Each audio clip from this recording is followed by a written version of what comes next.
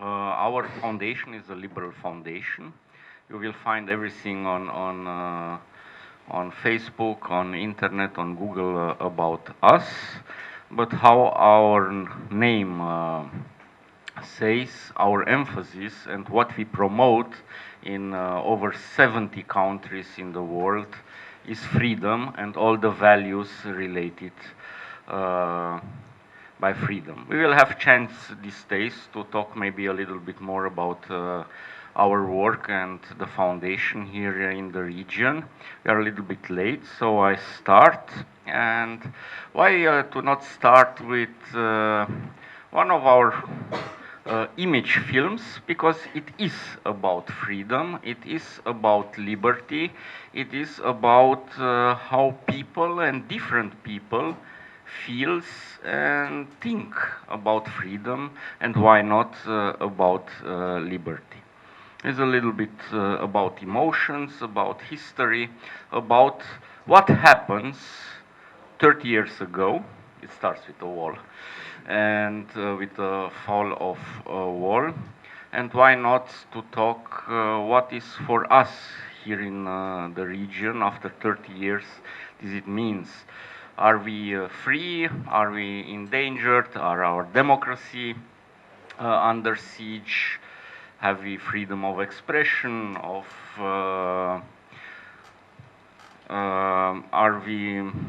Is rule of law working or not? If we see in the world, we have a lot of indexes, and we need to put this all in a context. And I recommend the foundation has made something called the Freedom Barometer. Just in Google you will find it, and we try to take all these indexes about freedom of speech, about liberty of media, about economic freedom, all these freedom and free indexes, and to translate them in one scoring. And before I show a little bit as a introduction to our topic, I want just short to introduce our today's panel speakers. We have Marian Panait from the Romanian Academy. We have Vladimir Topan from the Ludwig Mises Institute. We have Laurențiu Gheorghe from the University of Bucharest, and Bogdan Lăzărescu on behalf of our partners CADI. Eleutheria. It's not always easy to recognize. It may look like this, or like this. It may be a burden, but it is a responsibility that we embrace nonetheless. But if it means this for one person and this for someone else, maybe it ultimately means being there for one another. It isn't handed to us, but we know where to find it. As you see, different images, different feelings, different perceptions about freedom and about liberty. Because 30 years after the fall of wall, I know I was in the generation when I was 14, and I had one TV station with 2 hours of program. We have great speakers, and I'm sure with great ideas. So 30 years. 30 years we talk about liberty, and we don't had agreed about somebody to open. So I just open the floor if somebody want to take over now in his intro. Maybe Vladimir. Okay. I wish I were for the larger Mises Institute, but there is no institutional connection, only in connection at the level of ideas. Because the topic of our discussion today is the authenticity of liberty 30 years later, I prepared a few thoughts for you and a few jokes.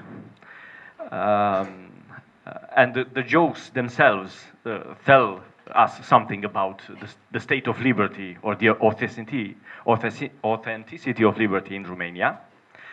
But I would like to start from a poll, not a very fancy poll. We live in a world of polls in which we like not to talk about content and ideas, but about opinions about content and ideas. But that's it. So a poll was undertaken last year. Maybe all of you know it, or you already have discussed it.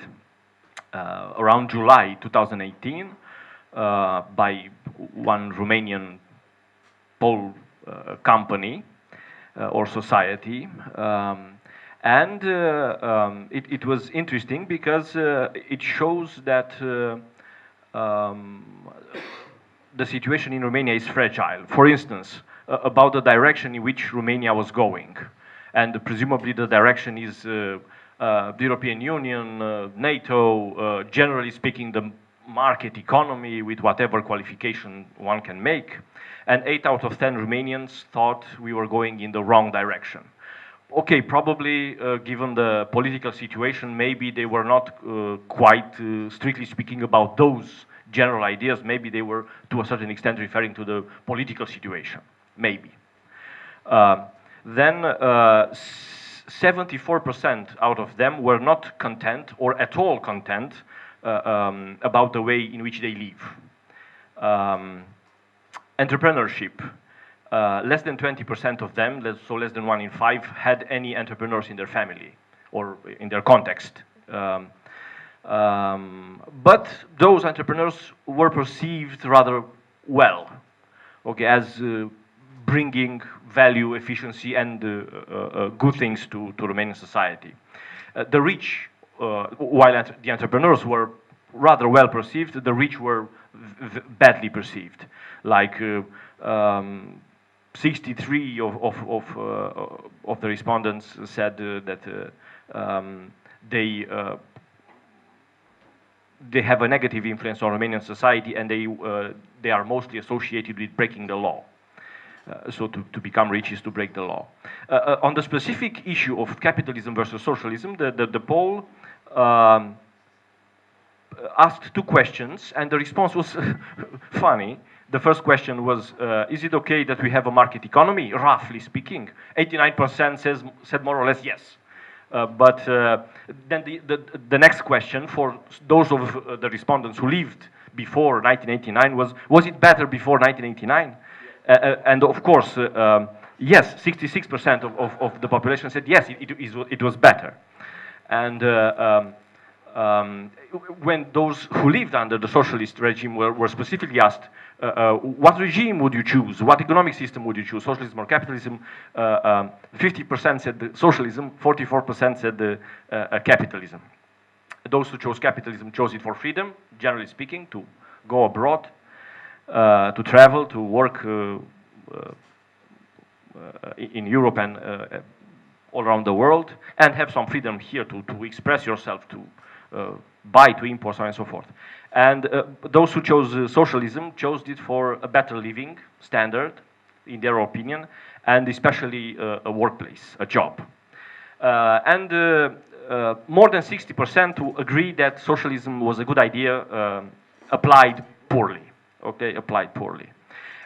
They were asked about, well, we now live in capitalism. What can you do? Maybe we'll not get back to the socialist system. What should the role of the government be in socialism? And they had quite a lot of ideas to create jobs, especially, and a higher standard of living. Those 2 things seem to be associated. To reduce discrepancies between the rich and the poor. To be the owner of the greatest enterprises in the country, and to, of course, to regulate competition. If I were to make a long story short, I would say that Romanian freedom, Romanian capitalism, the Romanian market economy, to the extent we have one, was born in very difficult conditions. We had a pathologically gradualist transition from socialism to capitalism. It was not significantly undertaken until 1997, 1998. So we had almost another decade of quasi-socialism in Romania, in my opinion.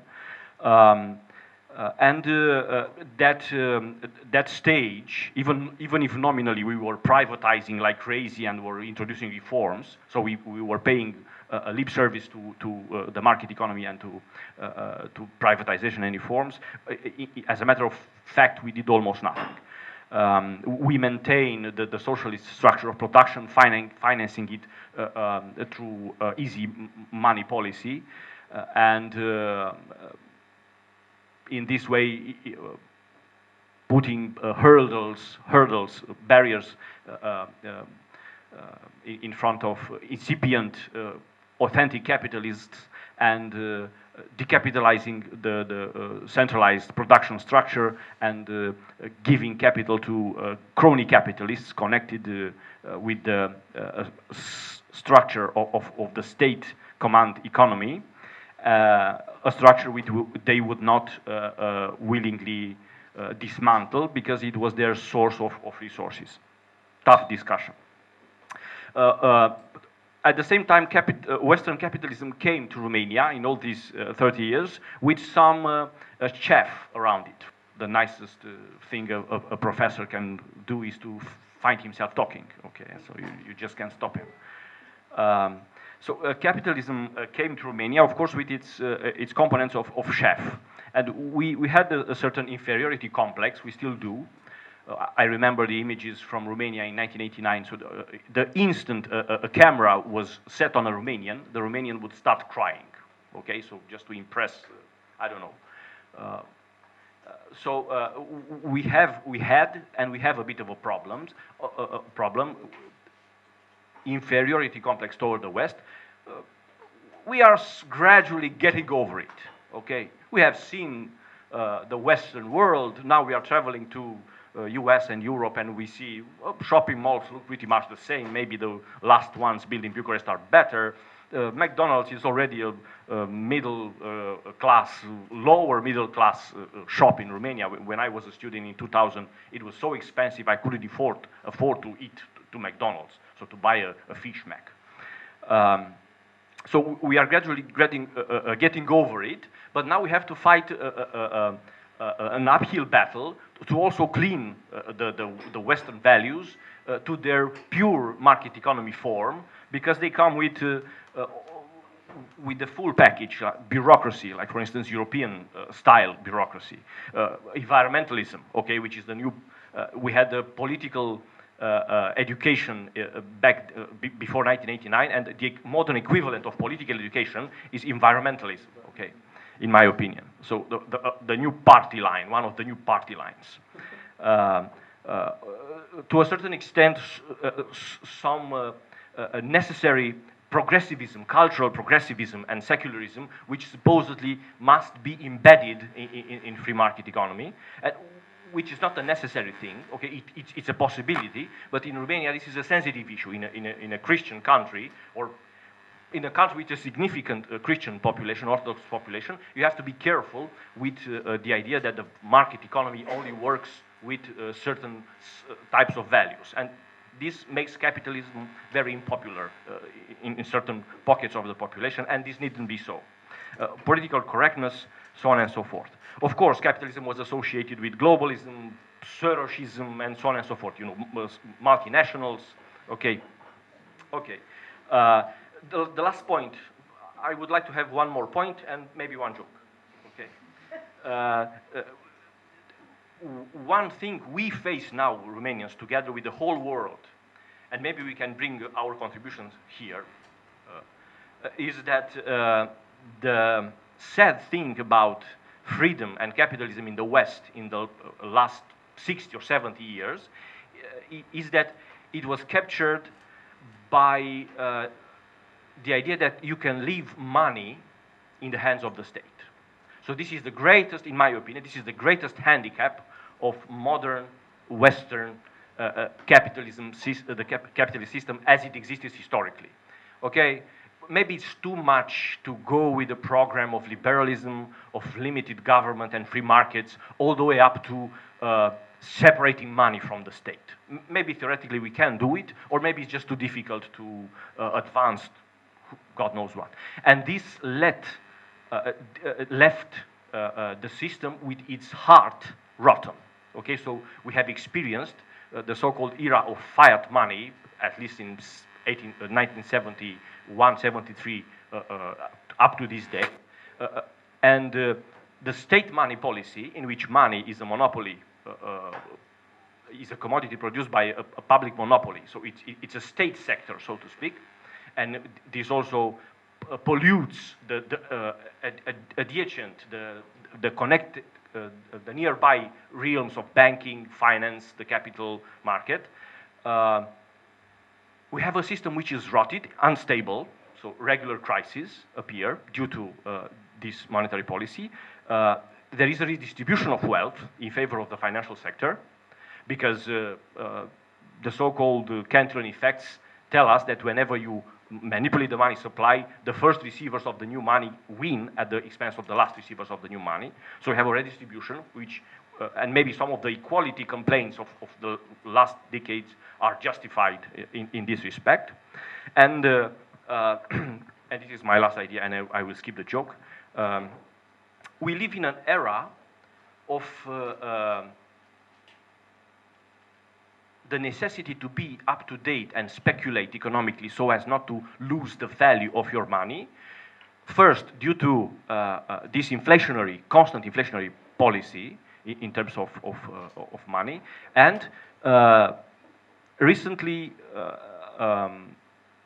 looking back at John Maynard Keynes, one of the so-called greatest economists of the 20th century, supposedly the guy who saved capitalism from itself, and he introduced the idea that expansionary policies are okay, are just good, great. And in such a context, the economic world just speeds up, and it will, as long as we are unprejudiced along Keynesian lines, to have deficits, to spend, to increase central banks' balance sheets, the money supply, so on and so forth, the whole economy is just a bubble waiting to burst. And the life gets stressed. Whether 30 years from the revolution in 1989, liberty is relevant in what way?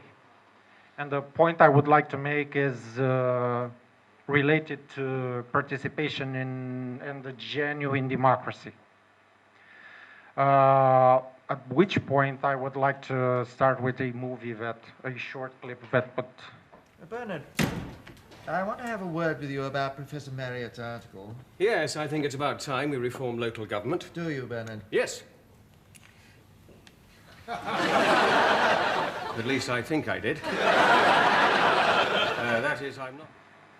Fight between local and central government, which is at the center of preserving liberties as we are today, in a way that local government is still dependent on financing from the central budget, and the citizens, ordinary voters, as they put it in the clip, input on really participating in local communities' decision making is still limited. Even more so in central government, and that was something that during the 90s scholars and governments were increasingly trying to respond to, by the way of introducing the so-called new public management theories and trying to shape the government in a more corporate kind of operation way. Those also included trying to bring new ideas and new theories from economics, statistics, game theory, sociology into government.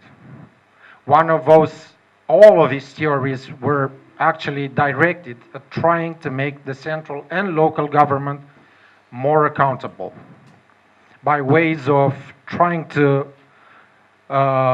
enable the stakeholders and all the interested parties, whenever a policy was proposed, to challenge that policy proposition by ways of trying to question the desirability of the outcomes, the efficiency and effectiveness of the policy. And this is where, in terms of liberty, the main question stands. A policy can be implemented, proposed, and executed based on two different grounds, and it baffles me that even today, those two are not separated. You can introduce a policy either on moral grounds, or you can introduce a policy in terms of efficiency-based decision-making. So you can decide whether a policy that will not result in the most optimal economic distribution or outcomes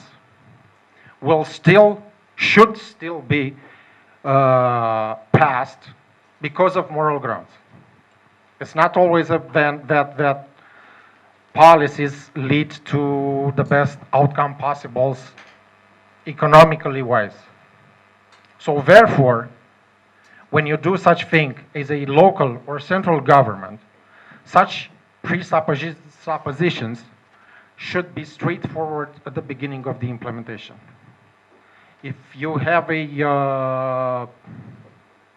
if you're keen or your governmental program is stating that redistribution towards the worse off or whatever disadvantaged group of society, it's at the base of the policies you are trying to pass, then that presuppositions should be straightforward and overcome efficiency-based decision making.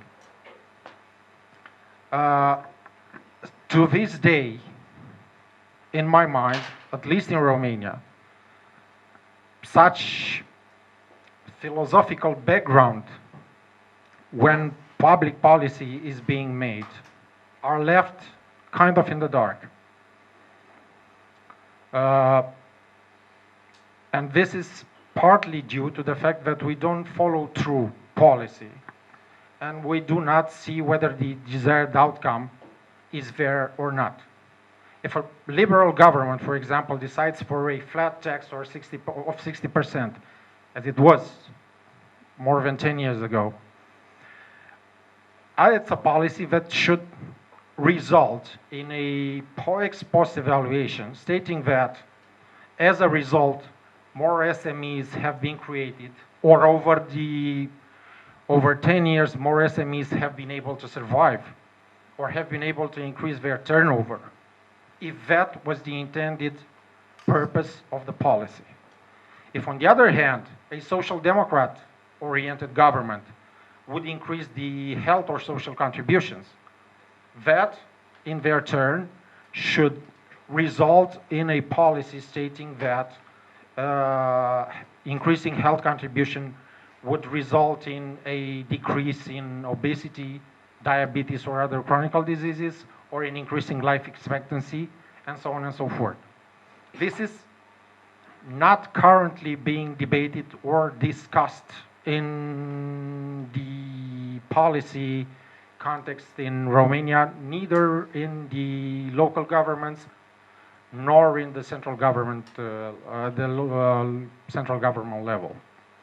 So my point is that whatever taxation, health contribution or social contributions, or other type of policy are being proposed, the NGOs, the society as a whole, the stakeholders, the SMEs organizations, the local and central government are not qualified or are not able or willing to discuss what are the moral grounds underpinning the policies that they propose. Most of them seem to be very ad hoc, and consultation is scarce and usually unqualified, resulting in an incapacity for the general public, the business associations, and the NGOs to see what was the reason for a policy to be proposed and implemented, and even more so, to see whether the policy had the expected effect. Just to give you an example, there was of a policy that has unintended effects. Like 10 years ago, there was a new regulation in Australia asking for all cyclists to wear a helmet in order to decrease the incidence of accidents leading to head injury because of cyclists not wearing a mask. It became compulsory, and the incidence of cyclists dropping and hurting their head because not wearing a mask has decreased. But the reason it decreased was because there were less cyclists, because they were not willing to wear masks and gave up cycling altogether. This is the type of unintended effect that the policy can create. And this is a simple example, but there are more complicated ones. And until the stakeholders in society as a whole are more keen and able and qualified to question the moral and efficiency grounds for which policies in central and local government are being implemented, that's going to be the same confusion as to whether we have a relevant, so to speak, freedom, and which is to me part of it, an important part for me is access to decision making. Do you think relevant this divide between moral and efficient reasons? I will give an argument the next day when we will discuss about social political arrangements. Because all the question is a contract with someone who possesses the sovereignty, the voter, give the power, empower someone other, the politician, the policymaker, etc., with the power to decide a public policy. If I give them something as in a contractual manner, he must be compelled to respect his engagements. That is all. All the problem of the international politics, of the national politics, of what you want is the trespassing of the dogma of so-called imperative vote. There is no imperative vote. It is impossible. Imperative vote is direct democracy. I will invoke Paul Cartledge, an eminent Oxford historian, who tells something like that. There is no modern democracy. For an Athenian, this is at best, wrong-masked oligarchy. If a party comes with a program, the mechanism is very, very complicated. Yes, I published an article on it. If it come with a program, and if respect at least 50% say something like that, all is all right. If doesn't respect 50%, then it has to be penalized. If respect more, it has to be gratified, so see. At what? It is possible. It is not a question of imperative vote. It is a question of respecting the contract. Think about it. Moral efficiency is irrelevant. If we are equal and if we vote, then the aggregation is made in order to empower a political program. Trying to make a comparison between efficiency or morally driven suppositions when drafting a policy. My point was that whatever these reasons for intervention, as they are called in public policy making, so before you do a policy, you should ask yourself whether there is a reason for interventions. And those can vary from market failure, whenever is the case, to moral grounds, like whenever solidarity is assumed and redistribution is assumed. I'm not saying that is right, but if you have a policy aiming at redistribution, then that should be straightforward. That was my entire point. That whenever a policy is made, such reasons have to be straightforward, so then the public, the stakeholders, the third sector, and the companies can question those suppositions. If they are implicit only, you can never question them, and you can never have a proper consultation, as for example we have now, on whether the policy is proper or whatever purposes it serves, and if the outcomes will be delivered given the way in which the policy is being drafted. So I was not saying whether efficiency reasons are better than morally grounded reasons. I was just saying that as soon as you start thinking of implementing a policy, of intervening as a local or central government, whatever it may be, such statements should be put at the front of the policy proposal. So it's clear for the public, it's clear for the businesses, it's clear who is going to be more affected by that policy and who is going to benefit, if at all. So I will start by sharing with you a moment that happened to me 15 years ago when I was in a summer school, just like you were. 15 years ago, yes, half the time of those 3 decades. And we were in a very beautiful town in Italy called Cortona. And this was that's in Tuscany, yes. And this was organized by the Institute for Humane Studies in Vienna, which is an NGO who promotes freedom, democracy. And we had among the people who were keynote speakers, important figures like Charles Taylor or Michael Sandel, who were talking about freedom. And we were people from Eastern Europe, Western Europe, Northern Europe, Southern Europe. We were all graduate students, and we started a debate about what is the greatest enemy to freedom. And I've noticed that students from Eastern Europe consider the state to be the greatest enemy of freedom, whereas students from Western Europe considered big corporations to be the greatest enemy of freedom. So that was something quite puzzling for me. I didn't quite understand that at the moment because my experience in Western Europe was completely different. It was the state that had a totalitarian system that was all over the place. We hadn't had back then any experience of the symbiosis between big corporations and governments. So back then it was democracy, capitalism, freedom means corporation, free enterprise. We didn't disentangle between free enterprise and corporations. So for us, capitalism meant freedom, but we perceived capitalism as the free enterprise not supported by state, starting from the bottom up. So 15 years later, we're debating freedom.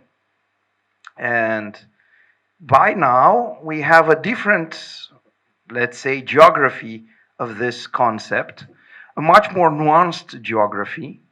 There are threats that appeared and we weren't fully aware of them. And we didn't understand exactly how these are coming together to threaten, let's say, freedom. And I'll give you some examples. For instance, there is no such place that represents freedom as is the internet. So the internet is the epitome of freedom. You see, you can put everything on the internet. Everybody is quite equal on the internet and have lots of possibilities and opportunities. But then you hear about things like Cambridge Analytica. You hear about things like Facebook manipulating voter, let's say, users' emotions. You hear about Google, let's say, filtering information to support, let's say, a certain party or a certain ideology. And then you start thinking, how can we understand this? It was supposed to be a space of freedom. But then, on the other hand, you have another threat, kind of threats. You have China with a social credit system. You have China with a great firewall. So instead of having a very clear distinction, as we thought we had 30 years ago, between freedom and non-freedom, now we progressed or regressed to a more blurry distinction. Now freedom is something that you have to be able to grasp in very different and complex situations. So just to give you an example, there was a series in 2007, a very interesting series. It's a little bit ideological. And the name of this series on the BBC4 was What Happened to Our Dreams of Freedom? A very interesting combination between different theories, mathematical theories, economic theories, social theories, monetary theories, about what happened in the post-war, let's say, capitalist system. After this moment, it's 2007, we have the big crisis in 2008. And in 2008, we discovered that all the things that we were preached, in a certain sense, are no longer valid. For instance, in the economy, the general mantra was the state should not intervene in the markets. The state should not, let's say, step into the market to save certain companies, because that would be equivalent to, let's say, it has a special name. I can't forget it. It's a moral disaster. It's a moral hazard. Yes, it's a moral hazard. So you have this problem where everybody's telling you up to 2008, don't do this, don't do this, don't do this. And then in 2008, they do this. And who's doing this? The #1 capitalist country in the world.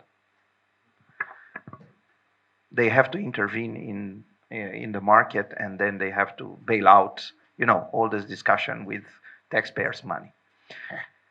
And then we move to Europe. And in Europe, we have the same situation, but the idea is a different one. Here we embrace the notion of austerity, cutting down the budget expenses, which leads to what? Which leads to a social crisis, which leads to an extremist right-wing party getting very close to the government in Greece. So it's 1933 all over again. And we thought that history ended in 1989. It's a great political theorist who said that history has ended, freedom has prevailed, capitalism, and the Western system has no contendant left on the stage of history. And now the same person, Francis Fukuyama, is revising his theory, because now he's fearing that what we thought that would be impossible in 1991, 1992, even in the 2000s, now it's coming back. We have illiberalism, we have authoritarian regimes, we have economically successful authoritarian regimes. We don't know how to qualify. It's quite of a difficulty to qualify China in our standard model, capitalist, communist, authoritarian, non-authoritarian. Is it a free economy? Is it not a free economy? It's a state-run economy. To give you an example, one of the greatest company that is fighting, let's say, neck to neck with Apple and Samsung is Huawei. You heard about Huawei. Maybe some of you have already their own products. Well, Huawei is owned by the People's Republic of China Army. Not at all. At least a part of it. So there is a very interesting, let's say, a very interesting geography of threats to freedom. And now we have to navigate through very murky waters, which is a lot more difficult to you than it was to us 30 years ago. 30 years ago, things were very clear.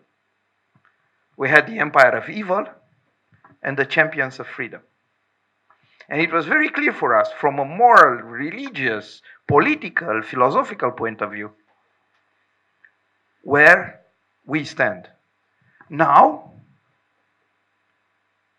we have different shades of democracy, different shades of liberalism, different shades, 50 shades of capitalism. Yes? So we start from crony capitalism, which is capitalism only by name, because it's state-run capitalism. And then we end up with, let's say, all sorts of arrangements that defy our current classifications. So, just to wrap it up, I think that in 30 years, our understanding of freedom has widened very much. And I think that the challenges that are right now in front of you are much tougher than the challenges that were in front of us 30 years ago or 15 years ago. So I wish you good luck in trying to navigate these oceans. And I hope that you will understand that the situation is not that simple. Because the beginning of understanding reality is to really get the feeling that you don't understand it. Unless you are not certain of what's in front of you, you will not make any progress in knowledge. You definitely need to have this. So don't think that the history ended. Don't think that we live in the best times possible, even though, at least for Romania, this is from the economical point of view, very true. We have the highest income per capita ever in our history, or in the world. 2000, 2010. 2000 and 2000. That's the best decade. Okay. And start exploring all these concepts. Start exploring reality. Start questioning your assumptions. And maybe that will lead you to freedom. Thank you. To that, I love every one of you. There is no love as there is no solidarity as other than from an individualist position. You can pay tribute in solidus, but you can't aid your help, support your like human in solidus. No, you can help someone other from your individual position. Therefore, kindly give me pardon for if I caused you some trouble with ideas. Ironically, I told Mr. Topan before that before the discussion here, exactly what I tell you now. I can abstain. This is rape against ideas. There is rape against ideas. Not here, when I said, but she wasn't upset because I think she understood. When I said all that was the joke, it was because almost of everything she said, I was partly in accord and partly in disaccord. If you love yourself, read. Work 10 or 12 hours a day, at least. And think with your head, not with the head of the books you have supposedly read. Laurențiu, you know that I love you.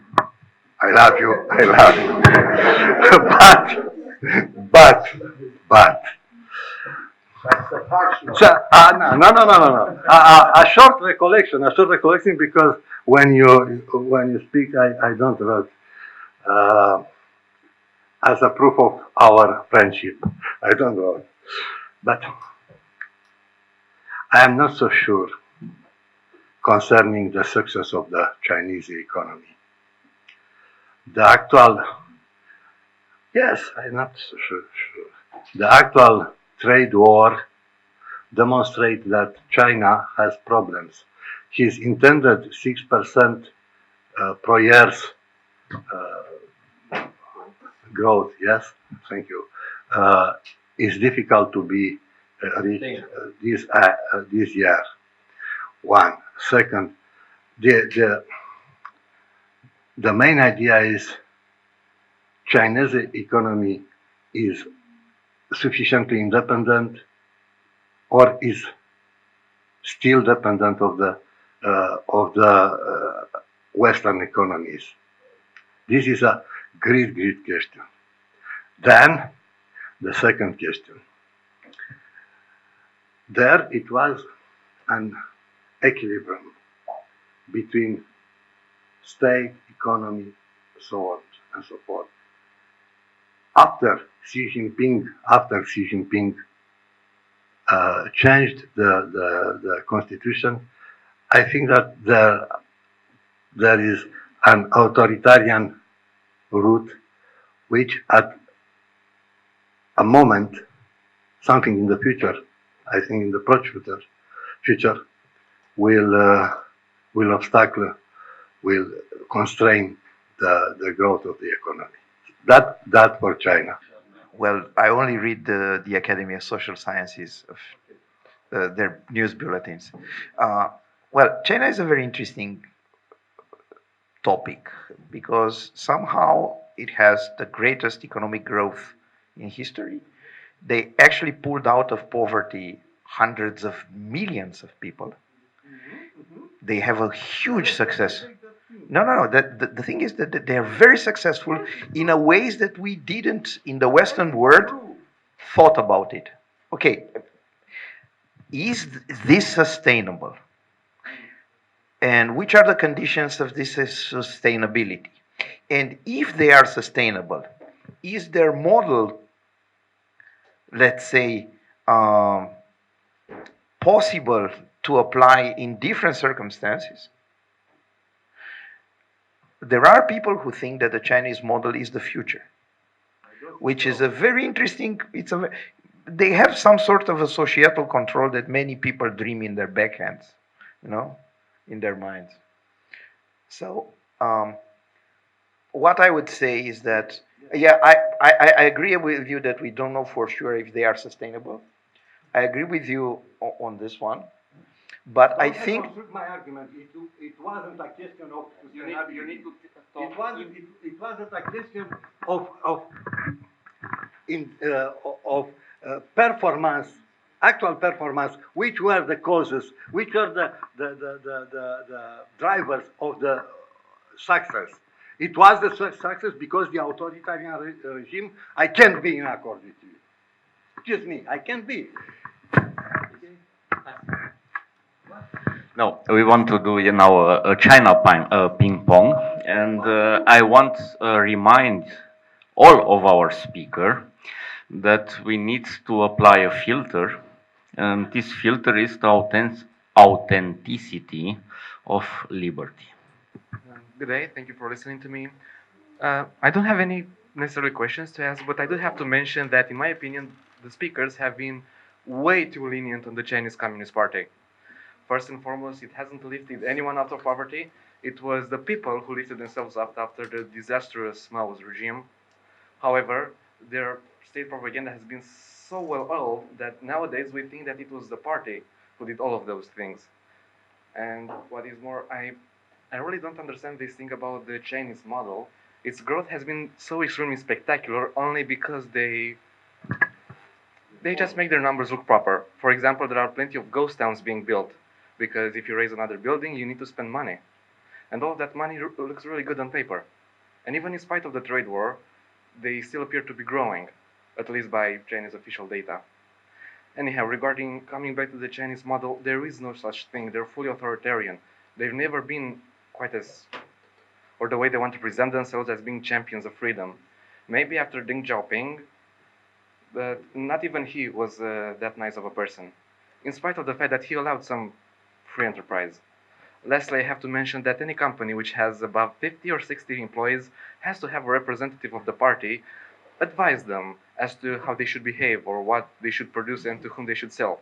And if you ever need a better example of mercantilistic policies in the modern era, you need only look at China. Because if you want to sell something in there, you'll simply be swallowed up by the bureaucracy. Well, thank you, and lastly, we shouldn't be so lenient on the Chinese. By the Chinese, I meant the Chinese Communist Party, not the Republic of China.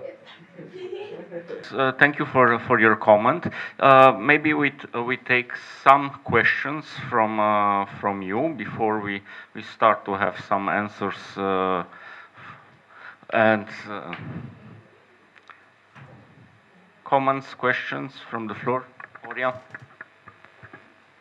Thank you. Thank you for your presentations. I have one question to propose for your answers, which are in your from your point of view, the biggest threats to liberty today? Like 1, 2, 3.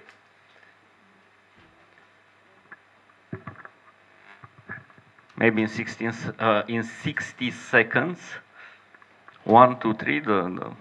Oh, I know for philosophers it's very very hard, but we don't start with Marian or Vladimir Topan is one of greatness, one of having managed the economies since the Great Depression. So it will be very difficult for them to just recognize that more than 100 years of central banking since Walter Bagehot in 1870s was wrong in a sense. So we are now paying the bill for not properly setting a very old debate from the 19th century. So monetary policy. And the other one, I would name only another one, is this progressive culture mindset which wants to corrode everything. So whatever is not strictly purely scientific, but science itself has become a dogma, okay? Because the definition of science which is proposed is very messy. Like for instance, they speak of consensus in environmentalism. When I speak of consensus, I can think of only one area where consensus is legitimate. In the councils of the church fathers, when they would debate the doctrine in terms of the patristic consensus. So now you come with consensus in name of science. So there is this new ideology which corrodes too many valuable things in the Western world especially, and the Western world is not prepared, in my opinion, to face it. Maybe we Easterners are not doomed yet in this respect. I can be more specific, but I don't want to speak too much. The name of it's a lot of talk about evidence-based policy, which means a policy should be grounded wherever possible on scientific data.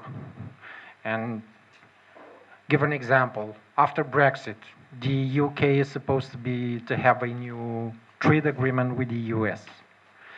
Much of the public discussions in the UK and the US are about the simple things as chlorinated chicken, for example. Because EU food standards are different and more strict than the US-based one. Chlorine is a substance which is applied on the skin of the chicken. 1, to eliminate eventual bacteria, and 2, it supposedly preserves the skin in a presentable manner for a longer period of time. Now, there is no conclusive scientific data that it is detrimental to health. But nonetheless, it has been banned by the European Union safety standard. Question now being asked is, should the UK consumer be given the freedom to purchase a chlorinated chicken, knowing that former UK and EU food safety standards would have banned it and give him the freedom to choose between that, which is probably, let's say, cheaper, and a more expensive or more ecologically raised chicken. That's one of the questions which tie personal choice with scientific data. Before you answer and start again at the ping pong, I want to just remind you the question of Horia, of the other speakers. What are the biggest dangers? Well, in my opinion, it's going to be a paradoxical. It's addiction to prosperity, the biggest threat to freedom. Throughout the history of humankind, freedom was linked with some sort of asceticism, refraining from becoming dependent on other things. Whereas we have a culture of consumption that it gets us addicted to prosperity. And when you get addicted to prosperity, then prosperity becomes the number one point, not freedom. So unless you have a way of determining very strongly that authoritarianism doesn't lead to prosperity or is, let's say, will lead to a lack of prosperity, not conducing to prosperity, we'll have a big problem if we follow our pattern of consumption. So I would want to use the framework that this Berlin sets out with making a distinction between negative and positive liberty. Compared to the communist regime 30 years after, we have significantly greater negative liberty. In that sense, we are allowed to do more things. We aren't prohibited from, I don't know, reading some book or saying something bad about the government and so on and so on. We have comparatively less positive liberty than our Western neighbors because corruption usually limits that, but still we have access to arguably a better healthcare system, arguably a better transport system, and so on and so forth. My question to the speakers would be if there's any major threat or any major way in which the current state of affairs limits our negative and positive liberties. I don't think they can be assessed as compared to some absolute, but in a gradual sense. Thank you. Go ahead. What we observe right now, on a global level at least, is that there is a substantial retreat of democracy. My question is, because individual liberty and the civil liberties simply cannot be imposed, because that would go contrary to any democratic or libertarian ideals. Because they cannot be imposed by an authority, I can't just say, okay, from now on you're going to have these liberties and get used to it. I have to convince you to ask for them. Do we need to rethink the entire open society conversation or the way we present liberty itself if people are not demanding it anymore? Because it is the people that allow this retreat of democracy to occur. So how do we position ourselves with regards to this? Thank you. So, dear speakers, you have two questions. I think the second one is subject for an entire own conference, but you can choose to answer random or if you want to answer. I'll start with the second question, which is very interesting. Well, it's connected to the three threats that were mentioned before. If the meaning of life is happiness, whatever that means,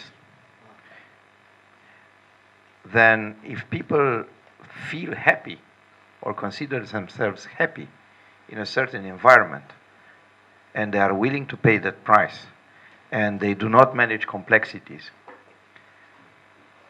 either because they don't have, let's say, a training in complexities, which usually was done by attending, let's say, moral disciplines or religious disciplines. It was their function to help you navigate through complexities. Unless you don't have this training, it may seem that a certain type of prosperity or a certain type of security is much more desirable than the perils of freedom. And we can see this with our own eyes right now in Eastern Europe, and not only in Eastern Europe. People generally, when they perceive their livelihoods in danger for various reasons, it can be economic dangers, it can be social dangers, it can be identity dangers. Think about the crisis of migration. People, let's say, some people are afraid of migrants not because economically speaking they are. It may be economic, some arguments, but some of them are purely identity arguments. So the culture of freedom is it's a very complex thing. If you don't instill these values in people, yes, there is a huge risk that they will choose a different path. And I think that this is probably the biggest risk that we're facing right now. As coming to the first question, the biggest threats to liberty from a positive perspective and a negative perspective. From a negative perspective is the arisement of the complete surveillance state. This is something new in history. We didn't have that before. We didn't have complete surveillance, full time to 24 hours. Well, right now it's only a threat. It's a passive threat, but it can be an actual threat to negative freedoms. Positive freedoms. Positive freedoms entail the capacity of obtaining some goals with some means. It's another question of what do you perceive that you are entitled to. So there are societal models that, for instance, say that you are entitled to a certain type of life. If they become widespread, it may be through propaganda of commercial institutions, like commercials, or I don't know. Then there will be pressure from the people to get the means to attain these ends. And you can see it very clearly once you start debating about positive rights, then everybody wants a little bit of that. So it's a little bit of how realistic we are in our goals and in our ideals about what constitutes a good life. And unfortunately, I think that people are increasingly unrealistic about what is a good life. They're asking more and they're trying to pay less for this. So unless you have a balance with this, that would put pressure on the state. And then the state is going to say, we will provide this, provided that you give up some negative freedoms. So it's, a vicious circle in a certain sense. I don't thoroughly agree with you, but what are the three major policy questions on the agenda in UK and across the pond in the United States? It's immigration, healthcare, and the wealth gap, and its subdivision, the gender pay gap. What are the major issues right now that are being discussed and that had led to, in a way, to Brexit? There was on the Boris Johnson's and Nigel Farage campaign, the fact that they will get 360 million pounds back from the EC contribution and into the NHS, on one hand. On the other hand is the so-called trade war that Trump is willing to get involved into without no benefit to the American citizens, because those levies that Trump wants to impose are going to be paid at the end of the day by the American citizens and not by the Chinese. And these are the things that in a way divide societies today. Question is, universal coverage, for example, universal health coverage in America, is that overstretching? Is that taking away from our negative liberties by means of further taxation or redistribution for the better off to the worse off, so as to try to take better care of the elderly or the poorest? And in what way are those inflicting on the negative liberties? That's actually a question which is hardly being addressed, because it has the, so far as I can determine, it has the American society pretty much divided, and is going to shape the public agenda in the UK and in the United States. Question to my colleagues would be if it's asking too much. That's the question in the Americans' mind. It's universal coverage asking too much of a health system. It has been for hundreds of years, hundreds, maybe it's tens of years for it, at least, implemented via the Bismarck, the insurance-based system in Europe, or the beverage system in the UK, and it's not in the United States. Is it morally correct? Is it more efficient to do it like the Americans do it? Is there a common ground, a middle way to make it work, to compromise? That doesn't seem so at the moment in America, and is going to be for sure for certainly a major policy point in the re-election run-up. That was my point. Thank you.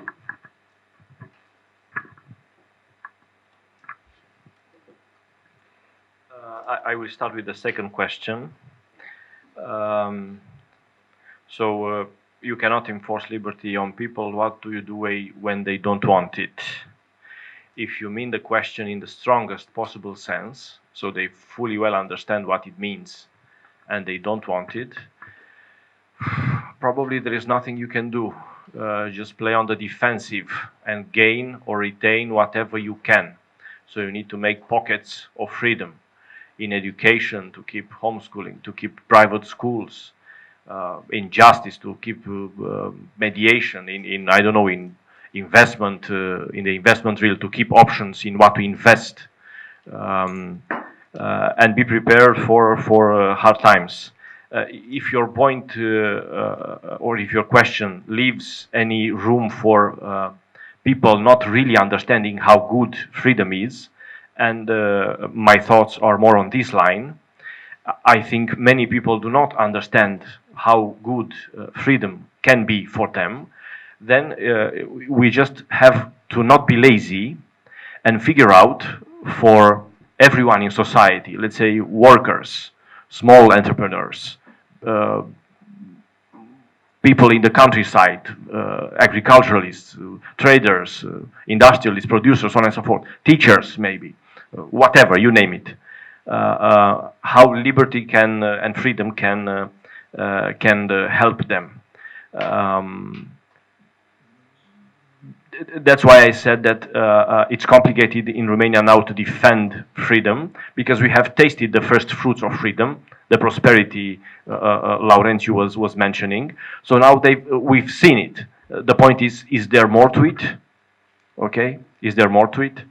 And it has to fruitfully combine with, I don't know, some cultural freedom, some pockets of the population ask, some religious freedom, some educational freedom, whatever. So in this sense, importing liberty in just one type of one-size-fits-all manner compromises it altogether. In my specific case, for instance, I'm always saying this, I'm an Orthodox Christian, so I have a lot of believers, Christian friends. And I'm a libertarian, so I have a lot of libertarian friends. And these two crowds don't go well with one another, even though there are way more areas of overlap than each party realizes, so to speak. But whenever they meet, they quarrel. Okay, so there is an unnecessary casualty in this discussion, and usually that casualty is liberty.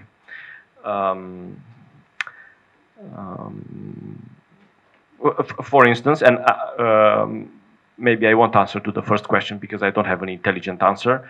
But to let me make it more clear for you what I mean, with the science and the scientific criteria, my colleague mentioned the reticence of EU to accept in the negotiations with the US some scientific-based criteria which would allow one to import a product because it's scientifically safe. And that's correct. You should allow a population to import products which are strange, modified, genetically modified, hormones, whatever, but if they are willing to try it, why shouldn't you let them? So this is an argument for liberty. But then there is another side. If you come and say, if you have a scientifically good case, then you cannot refuse these products. For instance, in public schools, in public restaurants, in whatever. So if you enforce on top of science, okay, some products in various pockets of society, you compromise science first and foremost, and then you tramp on liberty with science. Okay, if you do not allow a shop for to not sell certain products, to refuse certain services, I don't know. We might get to the toughest example, to refuse a vaccine, for instance, vaccinations, so on and so forth. And you can use science to tramp on liberty. Threat to negative liberty. Look at political zverów Weber. After the discourse about the state, the legitimacy, etc., he makes some remarks about constraint and to be frightened by constraint. So, this is the most important constraint to be frightened. But by something, I don't know what. And for the second question, concern to positive rights. There are so many books about the backwardness of some economies, some countries, etc. There is a long history why